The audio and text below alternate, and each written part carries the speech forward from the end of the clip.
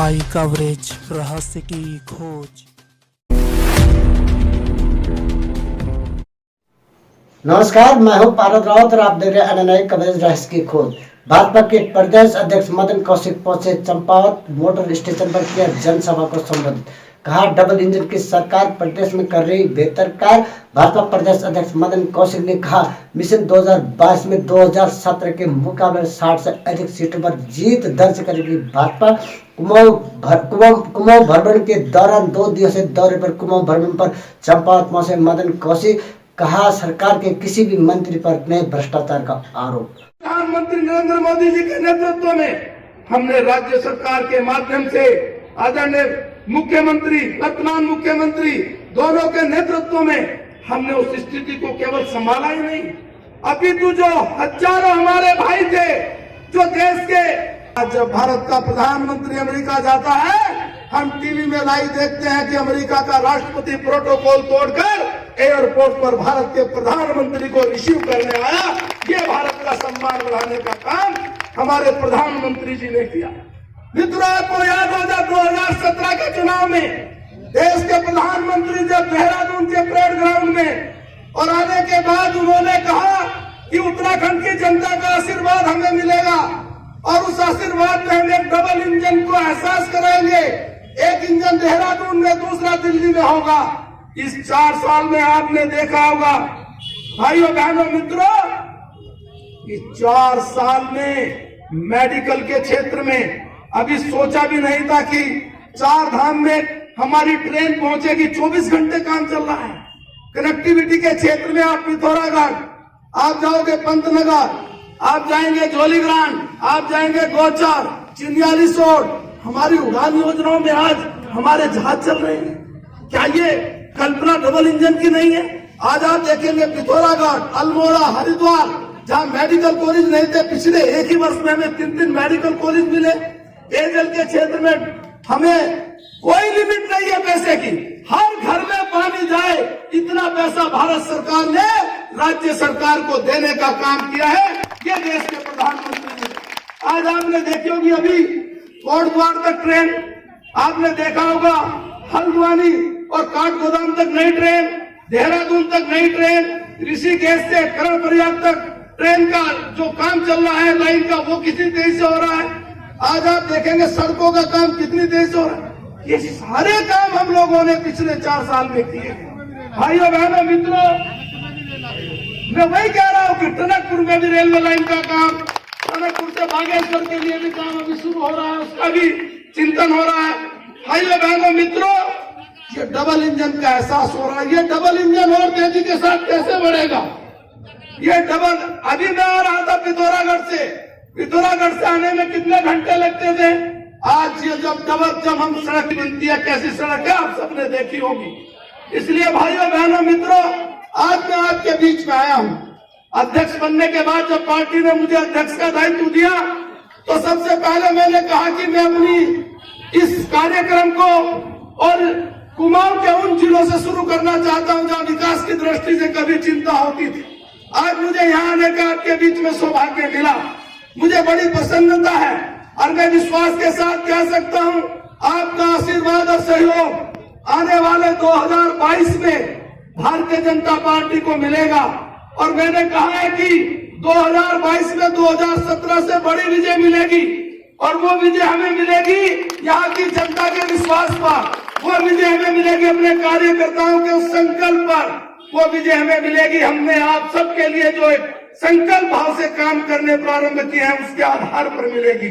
मित्रों, भाइयों बहनों, मैं आपको विश्वास दिलाने आया हूँ कि भारतीय जनता पार्टी, जिसके पास नरेंद्र मोदी जैसा चमत्कारिक नेता है, भारतीय जनता पार्टी जो ईमानदारी के साथ सरकार चलाने में विश्वास करती है। आज आपने देखा होगा नरेंद्र मोदी जी के नेतृत्व में 6 वर्ष की जो सरकार चल रही है, कभी आपने सुना है किसी मंत्री पर कोई आरोप लगा? कभी आपने सुना है कि किसी सरकार के ऊपर कोई आरोप लगाओ? जब ईमानदारी के साथ कोई सरकार चलाई जाती है तो तब देश की जनता और प्रदेश की जनता को विश्वास होता है कि अमुक व्यक्ति जो काम कर रहा है, हो सकता है कि कोई काम होने में थोड़ा समय लगे, हो सकता है कि कोई काम होने में 10 महीने की बजाय 14 महीने लगे, लेकिन विश्वास ये होता है कि ये व्यक्ति ईमानदारी के साथ सरकार आगे बढ़ाते हुए राज्य का हित करेगा। आज आप जानते हैं कि आने वाले समय में राज्य देश का सर्वाधिक संपन्न राज्य बने। इस राज्य के नौजवानों को पूरी तरह रोजगार से जोड़ा जाए, इस राज्य की बहनों को पूरी तरह, और हम स्वयं सहायता समूह या अन्य माध्यमों से रोजगार से जोड़ने का काम करेंगे। मैं केवल ये विश्वास के साथ कह सकता हूं कि ईमानदारी के साथ हम आगे बढ़ना चाहते हैं। इसके लिए हमें आवश्यकता है आप सबके आशीर्वाद की। इसके लिए हम वो राजनीतिक दल नहीं है केवल चुनाव से 4 महीने पहले आएंगे, 6 महीने पहले आएंगे। आप जानते हैं अन्य राजनीतिक दलों को वो केवल चुनाव से 4-6 महीने पहले आपके बीच में आते हैं, 4-6 महीने पहले अनेक प्रकार की बातें करते हैं, लेकिन 5 साल आपके बीच में यदि कोई रहता है, भारतीय जनता पार्टी का कार्य करता रहता है, ईमानदारी के साथ रहता है, काम करना चाहता है, लड़ाई लड़ता है, अपने मंत्रियों के साथ भी लड़ता है, सरकार के साथ भी लड़ता है, लेकिन मन में भाव रखता है कि मेरे क्षेत्र में जो काम होना है वो होना चाहिए, जो सेवा करनी है वो होना चाहिए, क्योंकि हमारा मन ठीक है, साफ है, हम ईमानदारी के साथ आगे बढ़ना चाहते हैं, लेकिन आपके आशीर्वाद से बढ़ना चाहते हैं। 2022 में जब चुनाव हो, 2017 से बड़ी विजय मिले। ये जो गेस्ट की तरह 4 महीने पहले राजनीतिक दल आते हैं, इनको सबक सिखाना आप सब लोगों को है। इनको बताना है कि 5 साल हमारे बीच में रहने वाला राजनीतिक दल वो इस राज्य के ऊपर सत्ता करेगा। बाकी जो 4-6 महीने पहले आएंगे उनका कोई स्थान राज्य में नहीं है। ये विश्वास के साथ में आपके बीच में आया हूं। और मित्रों, हमारे दोनों विधायक बैठे हैं। मैं कल जब अपने विधायक जी पूरण जी के क्षेत्र में था तो वास्तव में मैंने देखा कितनी मेहनत के साथ काम कर रहे हैं। आज मैं जब यहाँ अपने दूसरे विधायक के क्षेत्र में हूँ, आपने लगातार हॉस्पिटल और अन्य सब चीजों को बताया, तो किस प्रकार से लोग हमारे विधायक लग रहे हैं और आने वाले समय में और ताकत के साथ आपकी सेवा में रहेंगे। मैं इन शब्दों के साथ कि आपका आशीर्वाद और सहयोग इस रूप में बना रहेगा। आप इतनी भारी मात्रा में आए हैं, आप सबको प्रणाम करते हुए मैं अपनी वाणी को विराम देता हूँ। बहुत बहुत धन्यवाद। इस दौरान भाजपा प्रदेश अध्यक्ष मदन कौशिक ने केंद्र और राज्य सरकार द्वारा चलाए जा रहे विभिन्न जन कल्याणकारी योजनाओं का किया बखान। कहा रोजगार को लेकर चला जा रहे कई योजनाएं। इस अवसर पर कैबिनेट मंत्री बिशन सिंह चुफाल भी थे मौजूद। कैबिनेट मंत्री बिशन सिंह चुफाल ने कार्यकर्ताओं पदाधिकारियों को मिशन 2022 को लेकर तैयार रहने की दी हिदायत।